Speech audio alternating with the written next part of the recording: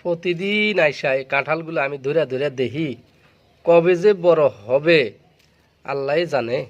আজকে প্রায় 2 মাস যাবত আমি প্রতিদিন আইসা আইসা ধরি, এটি দেখি। দেখেন, কপাল ভালো হইলে যা হয় আর কি। এই এই এলো কাঁঠালের অবস্থা। এটা যে কোন সিস্টেমের হইল এটা তো কোনো কিছু বুঝতেছি না।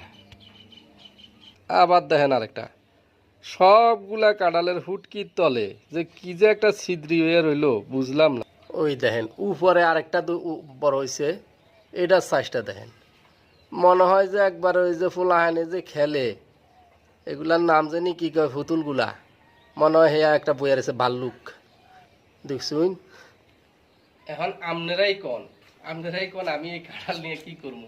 এটা কি বাজারে বিক্রি করা সম্ভব হইব? এই কাঁঠালগুলা বাজারে বেচা যাইব? এটা আসলে মানে আমাদের নিজেদেরও কিছু দোষ আছে।